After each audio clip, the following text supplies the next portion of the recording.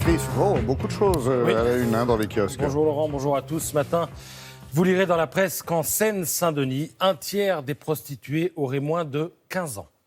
Un tiers. 15 ans. Il y aurait en France entre 5 et 8 000 mineurs qui feraient le trottoir. Vous lirez également que 56% des Français considèrent que pour les mois à venir, la lutte contre l'islamisme est tout à fait prioritaire, juste derrière la lutte contre le chômage ou le relèvement des salaires et du pouvoir d'achat. Ce matin, dans la presse, vous apprendrez que le Balkaniton, cette espèce d'opération caritative censée faire sortir Patrick Balkany de prison, a quand même permis de réunir 50 000 €, mais il en faudrait 10 fois plus pour payer la caution.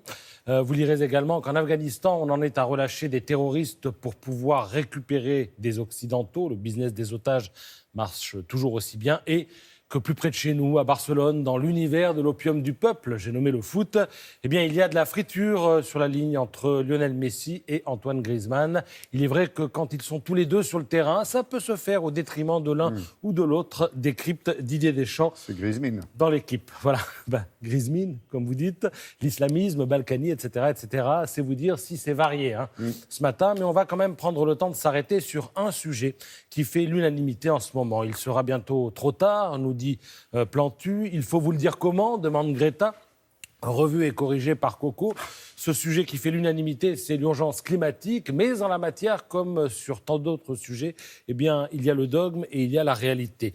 Prenons le glyphosate, dont la France a promis de se passer complètement à partir de 2023. Je lis sur le site des Échos que sans glyphosate, eh bien, le désherbage nécessitera des passages supplémentaires de tracteurs qui émettront 226 000 tonnes de CO2 supplémentaires. Tout cela figure dans un rapport parlementaire où il est par ailleurs précisé que la suppression de cet herbicide bon marché alourdira les charges des exploitations entre 50 et 150 € l'hectare, ce qui risque d'être fatal à nombre de paysans.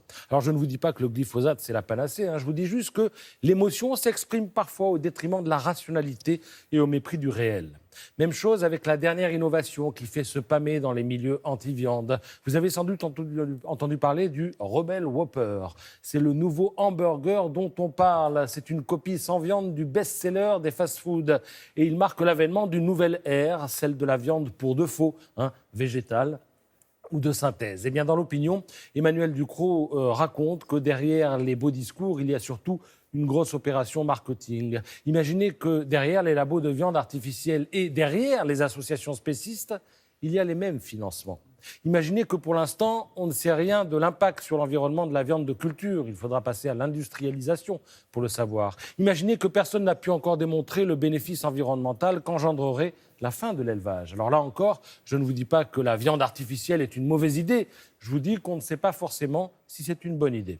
Voilà pourquoi en matière d'environnement, eh bien, ce serait bien de penser avant tout efficacité. Par exemple, ce matin, le Parisien nous parle d'un nouveau radar qui mesure en temps réel le niveau de gaz polluant à la sortie des pots d'échappement. Alors le radar existe, il fonctionne, mais il n'y a pas d'amende pour les pollueurs. Pourtant, là, on serait dans le concret. Ouais, et ça pourrait rapporter gros, hélas.